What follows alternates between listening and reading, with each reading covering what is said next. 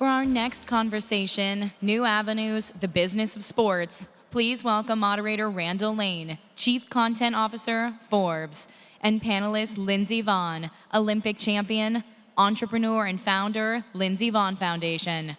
Michael Strahan, Pro Football Hall of Famer, broadcaster, and entrepreneur. And Sonia Gardner, President, Managing Partner, and Co-founder, Avenue Capital Group. Hello. We got fans. I love it. Yeah, I love it. We're hyped now.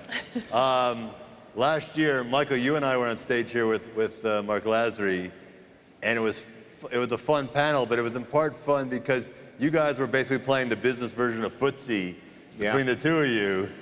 And now I was like, well, what's going on here? Well, it turns out that you're now kind of married, and that we have Sonia Gardner, who's Mark's business partner at Avenue and sister, and you guys and Lindsey as well are part of this new Avenue sports fund. And so look, see what happens in Iconoclast, things happen, people are talking, but tell us about what's going on, guys. So if you go to Avenue's website, and this is a massive, obviously, a massive money manager, and it's like, we invest in America, Europe, and sports. Like, those are like the three legs of the stool almost. So this is not just something on the side. This is a big, big initiative. Tell us about it. And last year when we did this, you said Mark and I were playing footsies, but we thought about working together. We've been trying to find a way to work together for a long time, and this, starting a sports fund is something that really gelled well with where we both are, with Mark selling the Milwaukee Bucks and still wanting to be in sports, still want to be involved in sports. And for me, where I am in my career, my life, and my relationships, it was a perfect marriage. And we have created the Avenue Capital Sports Fund. We brought the better half of it, Sonia here. Mark is cool, but I prefer playing footsies with you than Mark.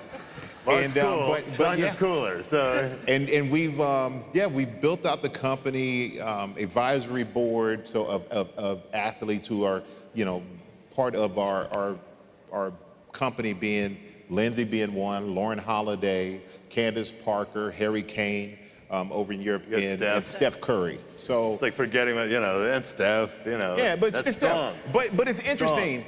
Because it was kind of my job to call most of them to say, hey, are you interested in this? But it was also important to pick the right people. And Lindsey was first on my list, first call I made, because I knew that Lindsey would work. And all of us are workers. And it goes like to the motto, HLYB, hustle like you're broke. And that's what we do as athletes on the field, and that's what we're doing now in this space. Right. So how much have you guys raised, and what are you looking to do now? Or are doing? You're already putting a lot of money to work, So we just had a close, and we've raised $500 million. We just started really having our first close at the very end of November, even though Mark has been talking about it since he sold the Bucks, but so it hasn't been really that long. And we're going to have multiple closes in the summer and then the fall into next year. So it's going to be an 18-month fundraise. The ultimate goal is $1.5 billion. Okay, big fun. Are you guys involved in the fundraising? Yeah, I was just in Hong Kong. Yeah, Mike. Yeah, we work. We actually work. You're working Mike like was It's just not a name or a face. We actually got to work. I'm like, I have enough jobs. What is this? Yes, Mike's on TV every day. So I was out in Hong Kong with Mark, and we did a fundraise there, and we worked with JP Morgan. Yeah. You guys had a big meeting not too long ago. We had another fundraise in Miami, so we're kind of all over the place all the time. Yeah, so we make sure we all participate. This isn't, say, put your name on it and a vanity thing. What's it like for the two of you who are used to negotiating how much money are you going to give me for this endorsement? How much, Michael, are you going to give me for my next contract, that you now have to ask? How does that, experience? We flip the script. It's weird. It's weird. But I never had problem asking for money for myself. Well, you always got a lot of money, so. Like, no one works for free. But so I think I'm learning a lot being in the room, having these conversations with potential investors about, their money, what we would do with their money, how we would spend their money, the responsibility of it all, because I take it personally. I have a responsibility, someone who invests in us, that we want to make sure we live up to what we say. So it's a lot of pressure in that, but I'm learning a lot, and I actually enjoy it. I enjoy the conversations. I enjoy the process. So Sonia, what are some of the investments so far that you guys have either made or are looking to make? So our first investment was TGL Golf, and not only do they sit in on... That's the Tiger Woods That's golf Tiger thing. Woods, and yeah, but Michael was instrumental in helping us get that, as well as Steph Curry, because the team is in San Francisco. It's the Bay Golf Club. And so it's not just, like Michael said, you know, a lot of pretty faces, I mean, Lindsey being the most, that they really work hard. So with TGL, it was a tie, right? I mean, they had put a price that they wanted, and there was multiple firms that wanted to be involved, and Michael and Steph Curry both kind of worked it from behind the scenes, and that's how we got that. Unfortunately, they had a little bit of an accident with the roof collapsing, so the season's not starting till next January. We invested in Team USA Sail GP. We have a big event this weekend in Governor's Island, and so we decided to put Lindsey on the board, and so she's been instrumental in helping us with sponsorships and again, working very hard, and she's going to be at the event. I mean, she can talk more about it, but those are the emerging leagues. We've also invested in the PGA. We are right now working on the MLB. Michael can talk a little bit about our efforts with the NFL, and we just, although the press release hasn't been issued yet, so I can't say the name, but we just invested in a English Football League team, and so that's also very exciting. And there's one more, NASCAR. Well, NASCAR is at term sheet stage, so we're getting not yet. We haven't closed We'll yet. get coming. Full confidence. You're going to know that the deal closed when Michael has a big mustache and a can of Busch beer. Then we'll know it's And I can time. only turn left. Exactly. Sonia, you actually teased NFL. Now, right now, Michael, but NFL funds can't buy in the NFL yet. But I guess there must be an interest from your point of view. I mean, imagine owning an NFL team. That would be I mean, that cool. would be the ultimate thing, to play here in this city for 15 years and be around the game for the last 16 years covering for Fox. To actually have ownership or a part of a team would be really special. And the NFL hasn't allowed any funds to invest in sports. I mean, we all know that. But, you know, the NBA has. They were the first ones to kick it off. And the way it kind of goes, I guess the NBA starts stuff and they figure it out, gambling, you name it. And then the NFL says, okay, they got it right. Let's swoop in and take all the money.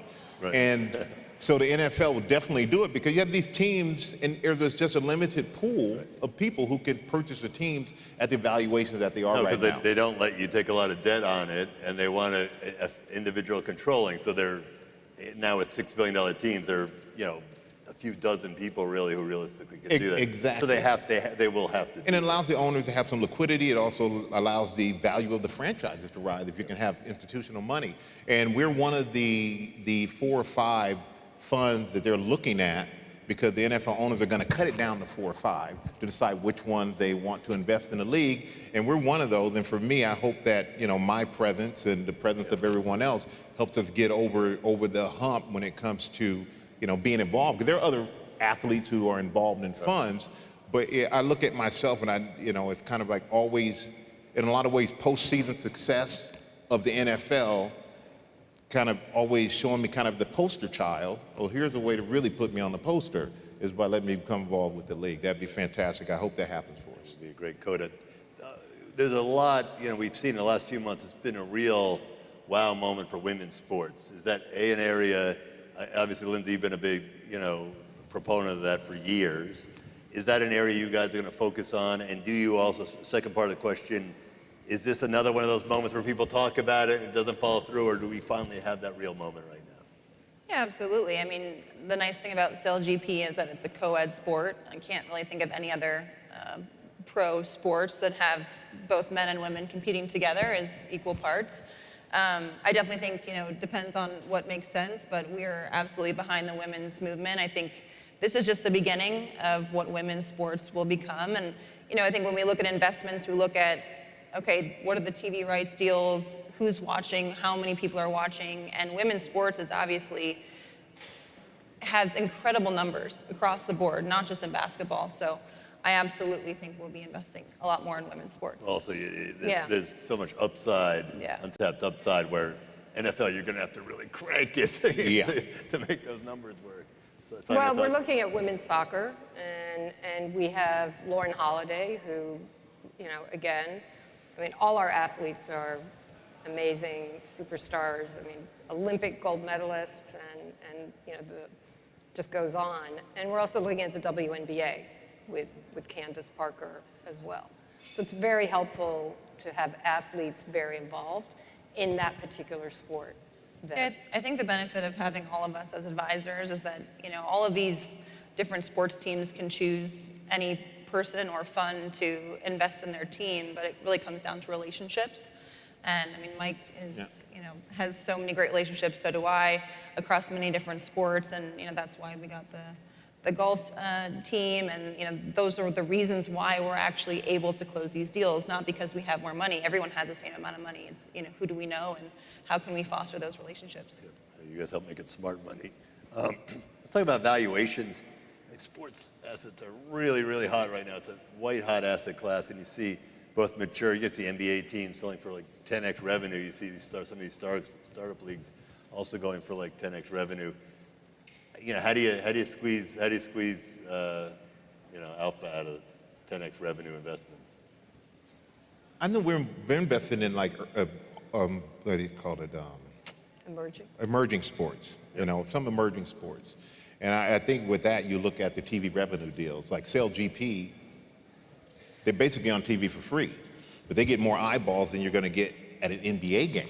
So there are eyeballs and people who watch. So once that deal, which was signed just to get the notoriety to the sport, ends, then that's revenue right there in itself whenever this, you get the TV rights. So it's all about the TV rights deal. That's what's really carrying all of these sports. And that's what's carried the NFL. 97 of the top 100 programs of last year were all NFL games. Yep. And if you think about it, it's pretty insane, because that means just a regular season game is more popular than watching an NBA Finals or baseball, the World Series. So, sports seem to carry the mantle when it comes to profitability. And the crazy thing is, for me, it's just so much opportunity for things there's so many things that I've been approached with. I'm sure Lindsey has, so Sonia and everyone has we've been approached with, you didn't know existed. And I think that us being able to get involved in some of the lower or infantile stages of it is attractive, it's fun, it's exciting. And I think that gives us a big upside. So Sonia, is that the focus? It's earlier stage, or is it the whole spectrum?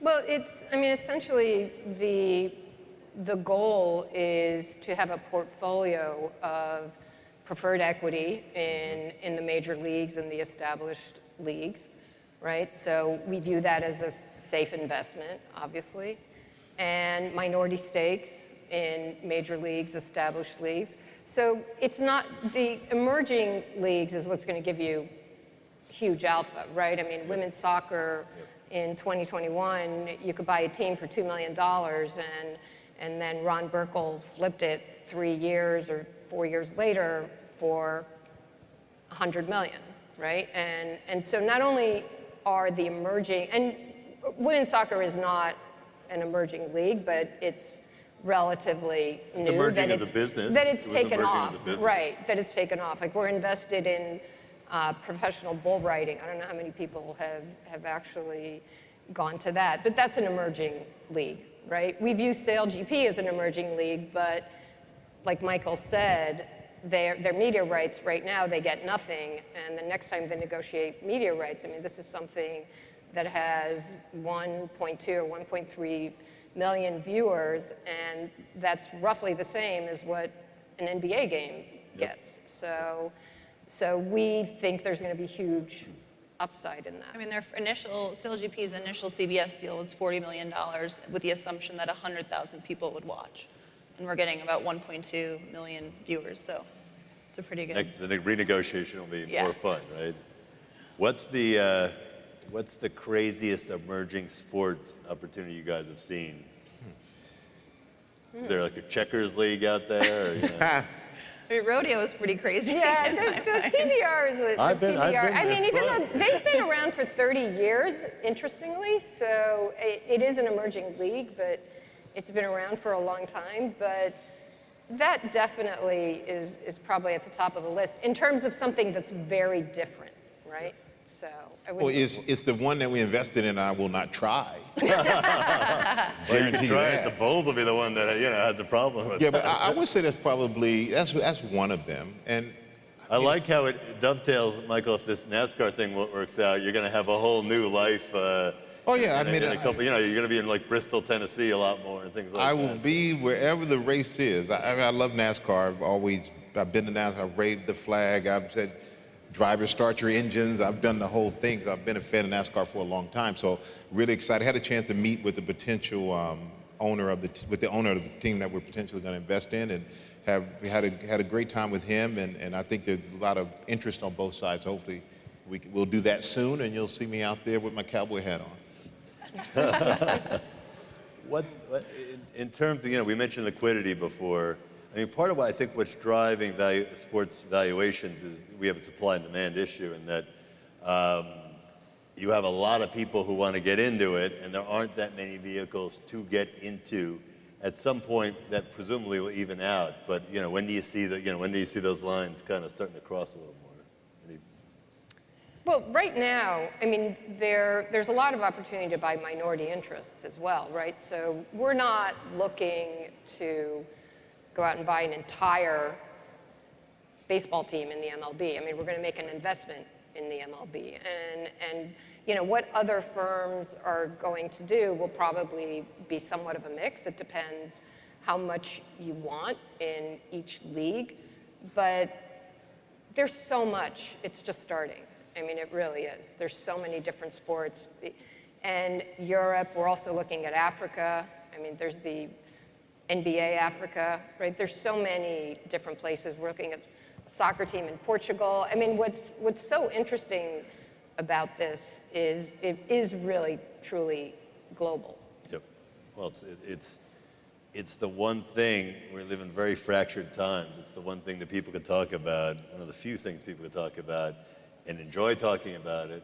And it's, again, as you guys alluded to earlier, it's one of the very, very few things in a world of completely fractured media consumption and reading habits and viewing habits that everybody has in common. And on Monday, you can all talk about what you watched this weekend. Lindsey, you were, one of the great individual athletes of the last, 30 years. How does that, kind of the skill set you had to develop as somebody who had to just be, in your own head and practicing, how's that translating to this world of deal making?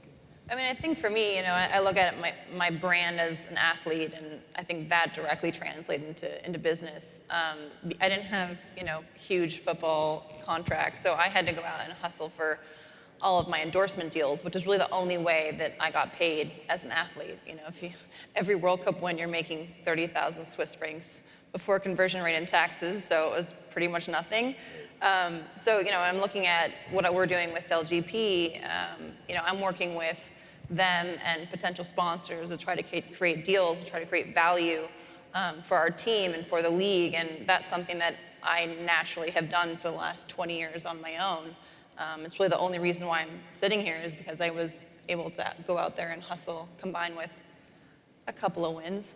That helped. More than a couple. But I think you bring up an excellent point, and even when you're talking about how you were taxed when you were competing, and Michael, this is the same for you. When a very famous actor told me, a bunch of years ago, that it wasn't until he owned the shows that he was doing that he was rich. Until then, he was just well paid. So you guys have been well paid for your lives, but now you're owners, and presumably that's part of what's attractive, right? Now you can actually be potentially very rich because you're owning. How much did that play into kind of the decision to jump? I think for me that played a big part of this. not only that, I wanted to work with Mark, and I'm glad that we both had the same vision of ownership and not just, walk into the room, get somebody into the room, and then we sit there, shut our mouths, and then they do the deal. I mean, I always say you could get into the room because of your name or your stature or what you've done in your other career, but once you're in the room, you need to show you're talking about to stay in the room. And I think that's the way athletes have generally been used. Get me in the door, you move out the way, and we'll do the rest. But that's just not, I know in my DNA or Lindsey's DNA, we want to really be involved. We want to understand what we're invested in, and not saying we're going to be day to day and working the deals and knowing every single thing, but we want to learn it to the point where we feel like we do. And I think that that's important to me, very important to me, to be more than just a talking head in a room, but actually have some ownership. I think that brings a lot more value. Presumably, go on, please. No, I just think that's a natural transition. I mean, that's like who we are. That's in our DNA, like you said. I mean, you wouldn't be as successful as you have been in your career had you not been the person that when you walk in the room, you command the room, you learn, you work hard. Like, that's what we do in this fund. We earn our spot at the table. And I mean, again, like, you've been someone that outside of sports has done so many incredible things by thinking outside of the box, by doing things that no one else has done. And I think that perspective helps us a lot in the way we view what we're investing in. And if you have ownership in something, you work harder at it. That's right. And I think it's important to work hard at something because you realize the upside and the potential is better if you do. Well, if you think about it, you guys represent kind of the end of a long continuum where it used to be that you had famous athletes, and if they, if they wanted to monetize off the field or off the slopes, they would they would get money to be a casino greeter, or they'd open up a new car dealership, and then it became, okay, well, I'll get paid, I'll get a real endorsement deal, and I'll be an endorser, and then it became, right, maybe I'll own a car dealership, or I'll have 10% of it, but somebody will put up the money. But you guys have taken that next level where you're saying, no, we're going to be in the inception process of actually putting the money into somebody else. And I think that's actually really, we're at a cool moment for that. It's really, it's really super interesting. In terms of like all those sports assets out there, if each of you, maybe I'll go around the horn, if there was one sports asset that you could have a piece of, what would it be? Maybe Sonia, we'll start with you and come right down the line. I would say a women's sports team, not necessarily whether it's the WNBA or NWSL. I think that it will be very exciting to be an owner of a women's sports team as an owner. So is there a league that excites you more than others? I know you love all your children equally, but which one do you love the most in terms of if you could? I mean, I like basketball, but actually we've been very involved in women's soccer, which has been very interesting. Yep. So I think the more you get to know about these sports, when you really delve in and you're doing the work and you meet everybody, you can't help but get excited about it. Which one would I want to? Yeah. I'm pretty easy. Yeah. NFL. I mean, that's not hard to figure that one out.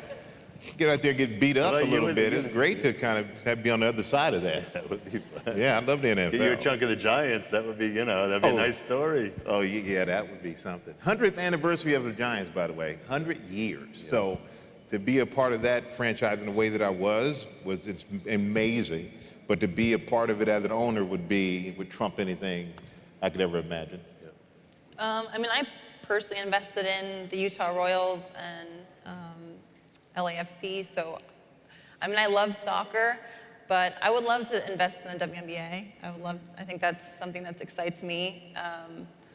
Caitlyn Clark is obviously changing the way we view the WNBA, Yep. Not just her alone, but I think it's just an amazing moment for the WNBA. So I think besides my teams, Yes. our teams. Well, listen, Caitlyn Clark, it's a good point that you can see. I mean, it's not unlike the entertainment business. It's a star business, and you see Caitlyn Clark, a transformative athlete. Who are some other athletes that you guys look at and say that's somebody that I would want to invest behind in terms of the catalytic kind of opportunity they provide? Everybody in our fund. You know, I mean, I think Caitlyn Clark has been incredible for the game of basketball. And see a lot of people complain about it. And I'm like, well, what are you doing? Yeah. Like, it's amazing You player. mean some of the people in her league? Yeah, some of the You mean the people ones in the who now league. get to fly in a private jet when they were flying commercial? Yeah, and you're 6 months trying to ago. be these hard fouls on her to hurt her. I'm like, well, what is the purpose of that? You know, you don't do that. But I think Those that are probably not future partners in the Avenue Sports Fund. It's like, you know, the pie can get bigger, guys. exactly. But I think everybody that we chose has been, I guess, at the top of their sport or their game. And you look at Steph. I mean, Steph changed basketball. And I think what Caitlyn's going to do, and I think what Steph has done, is that they've made, you know, the way Steph Curry shoots, there's going to be a generations down the road who are going to come up, and next thing you know, they're going to be the next step. You're going to have that continuation, so he's just not going to be this one-off. And I think that's people who have changed the game. Lindsey's changed skiing, Lauren, Olympian and soccer and World Cup champion in soccer and everything else. And Candace, of course, who just retired.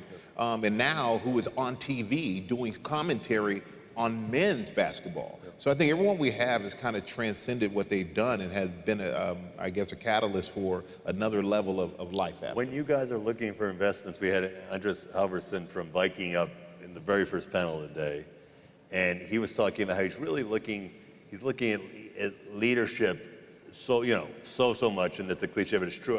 Are you guys, when you're looking at making some of these investments, how much are you weighing the stars, the talent that you can leverage versus the intrinsic economics behind?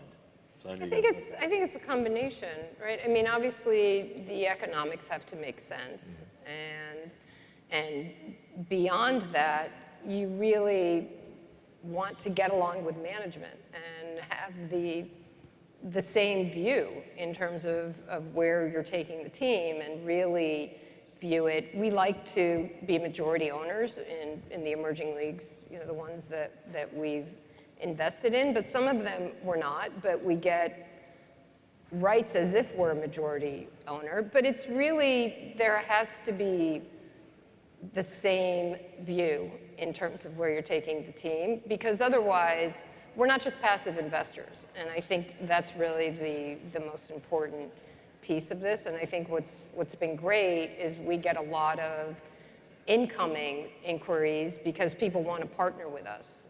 And not only because we have a fantastic team of athletes, and you know, Michael is humble, but we actually say Michael is the captain. I know it sounds corny, but he's the captain. He found everyone, and everyone joined because of Michael. And I don't want to say that. well, But I I mean, will- initially. I'll say it. No, I don't want to, and you know, I don't want to say that, because I will tell you this though. When I would call everyone and tell them about Avenue and who we were doing it with, there was no, let me think about it. It was like, yes, we're absolutely in. And like I said, it was just important to get the right people who had the right understanding about what we were trying to do. Yeah, absolutely. So your reputation led the way. Well, I do think that background, there's a reason that so many financial firms like to hire athletes, because you know there is that leadership component, and you guys are, actually I'm thinking about it, Michael, you're now in finance. How tall are you, Michael? 6'5". Why? Color of I'm your not eyes? the tallest person in finance. I'm looking for a guy in finance, I said- 6'5". I saw some taller brown people walking eyes. in. By the way, nobody under 40 understood that joke, but over 40, but there are people here who got that. Listen, you guys, by the way, we're going to end this with a big announcement, so nobody leave. This is Iconoclast. We do big things and big announcements. First of all, I want to give it up to Manit, who's back for a great day. Has everyone had a good day? It's been a great. This was a great conversation. But we're going to make a big announcement in 2 minutes, so nobody's allowed to leave. Always a surprises. That's what's good about Iconoclast. So with like a minute and a half, 2 minutes left, each of you surprise us before our big surprise of where do you think the sports business, you got 30 seconds each per answer, where do you think the sports business will be in 2030 that will surprise everybody? And Sonia, you go first, and we'll come right down to Lindsey.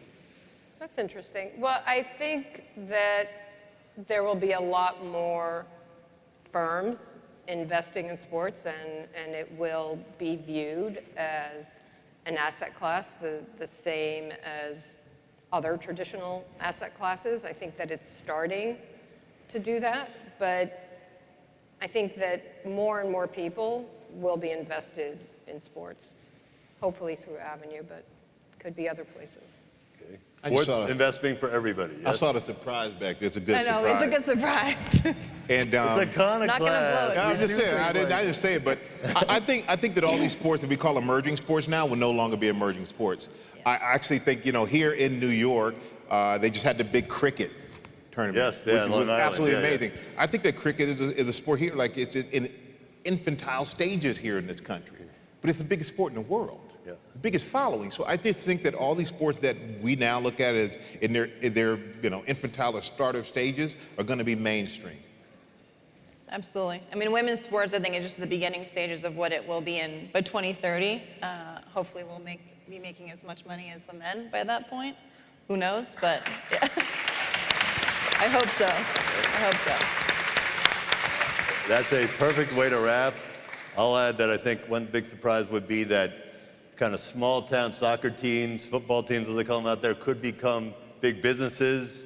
Maybe we'll surprise some people with that kind of topic in about 20 seconds. But before we do that, thank you for a great panel. Thank you. Thank you. Thank you, everybody. Have a great day.